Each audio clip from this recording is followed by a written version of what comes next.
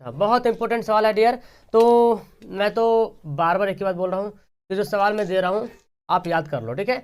बहुत सारे student comment करते सर ये क्या रियली में एग्जाम में आएगा। देखो एग्जाम क्वेश्चन गेस क्वेश्चन है, टपक सकता है एग्जाम में, ठीक है। संभावित प्रश्न है, याद कर लीजिए। भूस्खलन क्या है? What is landslide? भूस्खलन एक प्राकृतिक घटना है ना। भूस्खलन जो भी होता है वो प्राकृतिक घटना है, मानव से नहीं होता। वो जब भी होता तो नेचुरली होता है, प्राकृतिक घटना है जो गुरुत्वाकर्षण बल के प्रभाव के कारण चट्टानों, मिट्टियों आदि के अपने स्थान से नीचे की ओर सरकने के कारण घटित है। मतलब गुरुत्वाकर्षण एक बल जो पृथ्वी पर आया था उसके कारण जो है ना, चट्टान हो, मिट्टी हो, ये सब जो अपने स्थान से क्या होता है नीचे सरकने लगते हैं, जिसके कारण ये मिट्टी का होता है घसक जाती है। घसकती है तो उसी को हम लोग बोलते हैं भूस्खलन हुआ। नदियों द्वारा किए जाने वाले कटाव, लगातार वर्षा के कारण मिट्टी और तथा चट्टान की परत कमजोर होती है। लगातार अगर वर्षा होती है तो मिट्टी की परत, चट्टान की जो परतें होती है वो क्या होती है? कमजोर हो जाती है।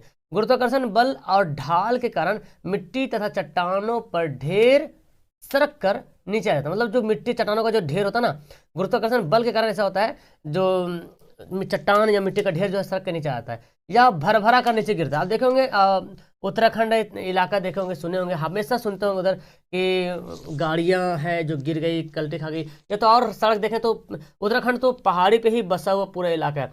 तो जब देखेंगे तो उसका जो रास्ता देखेंगे ना बाबू, तो रोड जो बना हुआ है, सड़कें जो बनी हुई है, ये पहाड़ है और नीचे पूरा खाई है। तो कभी कभी सुनने में न्यूज आता है कि पहाड़ गिर गया, मतलब भूस्खलन हो गया। अब पूरा पहाड़ पे रोड बना हुआ है तो कभी कभी भूस्खलन होता है तो गिर जाता है। आप भी देखें तो भर भरा कुछ बोलता है, मतलब हल्का हल्का जो है ना मिट्टी सरसरा के भर भरा गिर जाता है, ठीक है। इसी को भूस्खलन कहते हैं।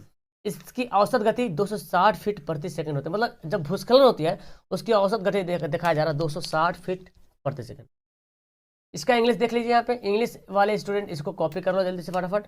ओके, भूकंप के प्रभाव को कम करने के किन्हीं 4 उपायों को लिखें। यानी कि भूकंप का प्रभाव कम करना है उसके लिए क्या उपाय हो सकता है। तो भूकंप के प्रभाव को कम करने के लिए सुरक्षित आवास निर्माण कर भीषण और सुरक्षित आवास हम बना कर सकते हैं और भीषण क्षति को कम किया जा सकता है। इसके लिए 4 उपाय है। तो सबसे पहली बात तो है कि हम भूस्खलन के प्रभाव को कम करेंगे, हम सुरक्षित स्थान, सुरक्षित आवास यानी कि घर को बना सकते हैं। भीषण भीषण गति मतलब भीषण क्षति, ज़्यादा नुकसान ना हो उसको, और उसके लिए हम 4 उपाय लगा सकते हैं। 4 उपाय।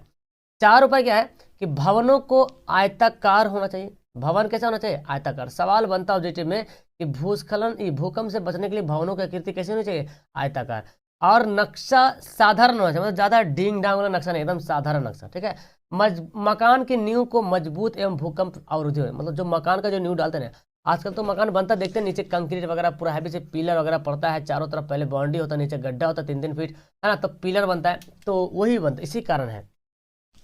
लंबी दीवारों को सहारा देने के लिए ईंट, पत्थर या कंक्रीट के कलम होने चाहिए। ये भी हम लोग तो यही करते हैं। अभी तो वर्तमान में तो सब हो रहा है कि लंबी दीवारों को देने के लिए हम पहले जमाने में क्या होता था, पहले जमाने में, अभी भी बहुत सारे स्टूडेंट के आप लोगों का घर होगा कि घर बना हुआ है उसमें कोई पिलर नहीं, ऐसे ईंटा का घर बना हुआ है, ईंट का ही घर बना हुआ है, ठीक है। तो उस पर ज़्यादा आपने 1 से 2 तल्ला ज़्यादा जा सकते, उससे आगे नहीं जा सकते। लेकिन जब पिलर दीजिएगा कंक्रीट से, पत्थर से, कलम उसे बोलते हैं, पिलर है ना, लंबा लंबा जो देते हैं सीमेंट वाला ढाल के छड़ के साथ, उसको कलम बोलते हैं। तो उस पर आप 3-4 तल्ला भी ले जा सकते हैं। जैसा छड़ दीजिएगा, जैसे कलम दीजिएगा, उतना ऊंची ऊंची बिल्डिंगें बनेगी।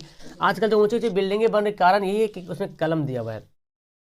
निर्माण के पूर्व स्थान विशेष की मिट्टी वैज्ञानिक अध्ययन होना चाहिए, तभी नींव तथा निर्माण करना होना चाहिए। मतलब जब आप घर बना रहे तो खैर नॉर्मली से घर वगैरह बनता तो उतना कोई ध्यान नहीं देता है ना, क्योंकि घर बनते आ रहा मोहल्ला में तो उतना कोई केयर नहीं करता। लेकिन हाँ, बड़ी बड़ी जो कंपनियां बनती है, फैक्ट्रियां बनती है, मॉल बनते हैं, तो उनकी जो मिट्टी होती है ना, जहाँ पे बनना होगा वो उन वहाँ पर के जो मिट्टियाँ होगी, उस मिट्टी को पहले जो है वैज्ञानिक के द्वारा यानी साइंटिफिक के माध्यम से उसको क्या किया जाता है, अध्ययन किया जाता, जांचा जाता है कि क्या ये मिट्टी सही है। बिकॉज बहुत सारा धन दौलत लगेगा ना बनाने के लिए, बहुत सारा पैसा खर्च होगा, तो जाहिर सी बात है जब तक बेहतर नहीं होगा तो नहीं बनेगा, ठीक है। बाकी घर वगैरह बनाने की तो आमतौर से मेरा घर ठीक है तो आप भी मेरे घर आके बगल में बना लेते हैं, है ना।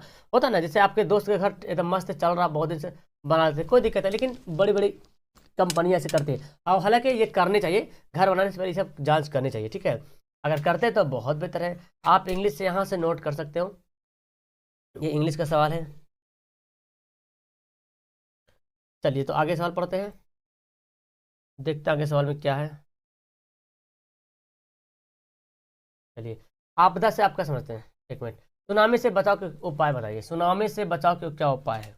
चलिए देखते हैं सुनामी से बचाव। सुनामी जानते हैं इसको, देखिए, तटबंधों तथा मैंग्रोव झाड़ी का विकास। सुनामी से अगर बचना है तो तटबंध, जो जो नदी के या समुद्र के किनारे जो जगह है ना, एरिया है, जो जगह है नदी के किनारे वाला जो सूखी सूखी जगह है ना, उसको तटबंध बोलते हैं। मैंग्रोव झाड़ियाँ, झाड़ियाँ होती है, ठीक है, बहुत घना झाड़ियाँ होता है मैंग्रोव, है ना, तो उसका विकास करना चाहिए। अब इसमें बताया क्या जा रहा है कि सुनामी के विनाशकारी प्रभाव से बचने के लिए कंक्रीट के तटबंध, जो समुद्र के किनारे जो तटबंध बना हुआ, तो कंक्रीट के तटबंध है ना, बहुत से देखेंगे गांव में वगैरह देखोगे कि नहर बना हुआ तो नहर मट्टी से घिरा हुआ, तो नहर वगैरह को मतलब नहीं है उतना, तो खैर नहीं, भूकंप वगैरह समुद्र में आता है, तो वहां पर के जो तटबंध है तो उनके जो है ना तटबंध को जो है कंक्रीट के माध्यम से निर्माण करना चाहिए। तटबंधों पर मैंग्रोव झाड़ियां का विकास, और बेहतर होगा तटबंधों पर अगर मैंग्रोव झाड़ियों का विकास करें तो सुनामी से आसानी से बचा जा सकता है, तो उसके झटके को कम किया, मतलब मैंग्रोव के जो झाड़ियां होती है ना, वो सुनामी के झटके को क्या करती है, कम कर देती है, ठीक है।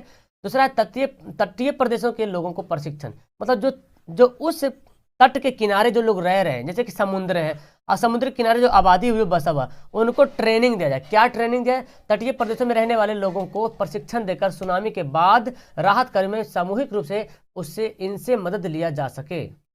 सिंपल सा फंडा है कि जो समुद्र किनारे जो आबादी बस रही है उनको ट्रेनिंग करके, क्यों ट्रेनिंग करेंगे? ट्रेनिंग इसलिए करेंगे ताकि सुनामी, अगर खुदा ना खास्ता कभी सुनामी आ गया है तो उसके बाद जो काम करते हैं, कैसे आप मतलब किसी को जो जो सरकारी जो आदमी पहुंचेगा वहां पे मदद करने के लिए मदद, तो उसके साथ आप मदद कर पाएंगे। अगर ट्रेनिंग नहीं दिया रहेगा, भागने की ट्रेनिंग नहीं रहेगा, बचने की ट्रेनिंग नहीं दिया जाएगा, तो वो फिर बहुत सारे लोगों की जाने जा सकती है, ठीक है। तो इसलिए वहाँ पे रहना बहुत ज़रूरी है, उनको वहाँ पे ट्रेनिंग करवाना बहुत जरूरी है, ये है इंपॉर्टेंट। आप इसका इंग्लिश भी नोट कर लें। चलिए आगे पढ़ते हैं। आपदा से आप क्या समझते हैं? देखिए आपदा बहुत अच्छा सवाल है। What do you understand by disaster, है ना, डिजास्टर।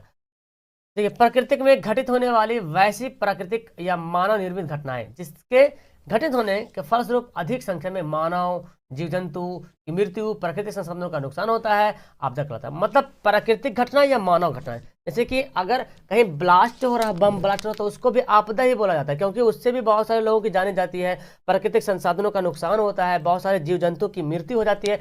तो आपदा के मतलब सिर्फ यही मतलब समझिए कि जो प्राकृतिक जो चाहे वो प्राकृतिक हो चाहे मानव निर्मित हो, उनसे अगर कोई घटना घटती है और उसके कारण जो है अधिक संख्या में मानव हो या जल क्या बोलते हैं उसको, जन धन की नुकसान हो, है ना, जीव जंतु की मृत्यु हो सकती है, प्राकृतिक संसाधन की मृत्यु हो जाए, तो उसको क्या बोलेंगे? उसको बोलेंगे क्या? आपदा। और आपदा में जैसे देखिए भूकंप भी आ गया, बाढ़ भी आ गया, सूखा भी आ गया, आतंकवाद भी क्या आपदा। जब आतंकवाद हमला करता है, बम ब्लास्ट वगैरह करता है, तो उससे कई लोगों की जानें चली जाती है ना। सरकारी जो संसाधन होता है उनको भी कहीं मतलब जला दिया जाता है, प्राकृतिक संसाधन को भी जला दिया जाता है, मतलब बहुत नुकसान पहुंचता है। तो एक सवाल आपका ऑब्जेक्टिव बनता है बाबू कि इनमें से कौन प्राकृतिक आपदा है, कौन मानव निर्मित आपदा है। तो जो प्राकृतिक के द्वारा जो हो रहा है उसको प्राकृतिक आपदा बोलेंगे। जैसे भूकंप क्या प्रकृति के द्वारा हो रहा, बाढ़ प्रकृति के द्वारा हो रहा, सूखा प्रकृति के द्वारा हो रहा, आतंकवाद मानव के द्वारा होता है। हम इन लोग में से कोई बन जाता है, आतंकवाद निकल जाता है ना, आतंकवाद ये सब जो है ना क्या मानव वाला है। रेल दुर्घटना, ये भी सवाल आता है। रेल दुर्घटना, तो रेल दुर्घटना तो प्राकृतिक तो नहीं होती, मानव से होती, कहीं मिस्टेक हो जाएगा इसलिए। भूकंप तथा सुनामी के विनाशकारी प्रभाव से बचने के लिए, भूकंप एवं सुनामी के विनाशकारी प्रभाव से बचने के लिए क्या उपाय करें? चलिए, तो भूकंप और सुनामी दो ऐसी प्राकृतिक आपदाएं हैं जिसका संबंध पृथ्वी के आंतरिक संरचना से है। मतलब भूकंप और सुनामी एक ऐसी प्राकृतिक आपदाएं हैं जिसका रिलेशन क्या है, जिसका संबंध जो है अर्थक्वेक से, मतलब पृथ्वी की जो आंतरिक जो संरचना है ना, उसके बोलते हैं अंदर से। हम लोग भूतल पर रहते हैं लेकिन इसके अंदर की लहरें, इसके अंदर आग की लहरें चलती है ना, जमीन के अंदर जो आग की लहरें चलते हैं, इन लहरों के कारण कंपन उत्पन्न होता है। इस कंपन का केंद्र जब स्थल मंडल पर हो जाता है तो उसे भूकंप कहते हैं। और जब महासागर में, तो सॉरी डियर, यहाँ पे सवाल कुछ था, मैं जवाब कुछ और दे रहा हूँ। सवाल एक्चुअली होना चाहिए था भूकंप और सुनामी में क्या अंतर है, तो आप इसका आंसर ऐसे लिख सकते हैं, ठीक है। भूकंप और सुनामी क्या अंतर है, तो लिखेंगे कंपन जमीन के अंदर जो कंपन होते हैं उसको भूकंप बोलेंगे, और जो महासागर में जो होती है उसको क्या बोलेंगे, सुनामी बोलेंगे। अब इससे बचने का अगर उपाय सवाल रियल में दे दिया जाए, भूकंप सुनामी क्या, तो सुनामी को मैं उपाय बताया हूँ, क्या क्या उपाय करना सुनामी से बचने के लिए। ऊपर बताया ना कि तटबंधों को बेहतर तरीके से निर्माण किया जाना चाहिए, उसको कंक्रीट से बनाना चाहिए, ठीक है। और जो तटीय प्रदेश में जो लोग रह रहे हैं तो उनको ट्रेनिंग किया जाना चाहिए, ताकि कभी भी अगर भूकंप आ जाए तो उसके बाद जो राहत कार्य होता है उसमें वो मदद कर सके।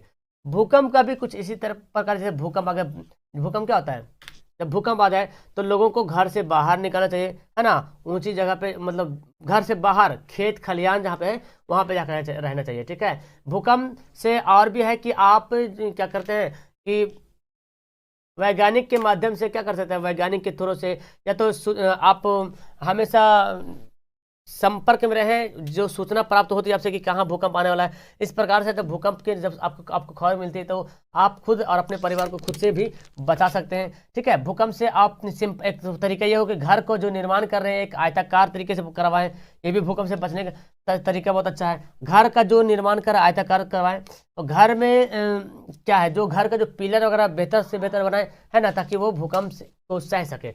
तो अंतर आएगा तो वर्णन करने के लिए आएगा तो फिर उसको लिख लीजिएगा, विनाशकारी से क्या प्रभाव से बचने का अंतर। ये तो भूकंप और सुनामी में अंतर हो गया, ठीक है। सुखाड़ से बचने के क्या तरीके हैं। सुखाड़, अधिक संख्या से वनस्पति को लगाना चाहिए, मतलब ज्यादा संख्या पेड़ पौधे लगाएंगे तो सुखाड़ के मतलब होता है पानी नहीं पड़ना, है ना, बारिश नहीं होना, यही सुखाड़ का मतलब है। तो सुखाड़ से बचने का यही कारण है, यही एक उपाय दिख रहा है कि अधिक से अधिक हम वनस्पति लगाएं, पेड़ पौधे लगाएं। वर्षा जल का संचय कर छतों घरों तथा के छतों ऊपर कुआं में, तालाब, नहरों में पानी जमा करे। तो बहुत सारी जगह क्या होता है बाबू कि घर के छत पे भी पानी जमा कर रखता है, घर के छत पे, कुआं पे, यानी कि जो टंकी वगैरह बनाता है उसमें जमा कर रखता है। तो सुखाड़ से बचने के सब कारण है, कुआं में पानी बचा कर रखें, तालाबों में, नहरों में पानी को जमा कर रखें जो वर्षा होती है। अचानक कि बारिश हुई, नदी भर गया, अब पानी छोड़ दिया, तो पानी पूरा नदी में सेफ रखना है, ताकि कभी ना कभी अगर सुखाड़ आ गया, बारिश नहीं हुई, तो हम इसका इस्तेमाल कर सकते हैं। वायु प्रदूषण के स्तर को कम करेंगे, यानी कि जो वायु पॉल्यूशन हो रहा, अब बोलेंगे सर इसका वायु पॉल्यूशन से क्या मतलब है, जब सुखाड़ से बचने के तरीके आ रहा है तो वायु प्रदूषण से क्या मतलब है। वायु प्रदूषण से मतलब है, क्योंकि जब वायु प्रदूषण होगा तो वर्षा नहीं होगी, जब वर्षा नहीं होगी तो सुखाड़ आ जाएगा। तो वायु प्रदूषण के स्तर को हमको कम करने की जरूरत है। नदियों को आपस में जोड़ने तथा का कार्य किया जाना है, नदी जो एक नदी से दूसरी नदी है उसको जोड़ने का काम किया जाना चाहिए। बिकॉज कभी कभी ऐसा होता है कि कुछ नदी में ज्यादा पानी आ जाता है ना, देखोगे कुछ नदी ऐसा है जिसमें काफी ज्यादा बारिश पानी आ जाती है, और अगर उस नदी का लिंक दूसरे नदी से नहीं रहेगा, लिंक होया हुआ, तो फिर पानी ऊपर हो जाएगा और फिर बाढ़ आ जाएगा, है ना। तो नदियों को आपस में अगर जोड़ कर रखते हैं तो उस पानी को हम क्या करेंगे, दूसरे नदी में ट्रांसफर कर करके सेव कर सकते हैं। एक नदी में अगर पानी भर गया तो उस नदी का पानी दूसरे नदी में ट्रांसफर करके हम उसको सेव कर सकते हैं, ताकि सुखाड़ जैसी स्थिति को हम सामना कर सकें, ठीक है। तो फिलहाल इसमें यही सवाल था, और भी सवाल अगर रहा तो मैं आपको प्रोवाइड कर दूंगा। मिलता हूँ नेक्स्ट वीडियो, इससे जो पहले मैं पढ़ाया हूँ सब याद कर लो। Okay bye, that's all.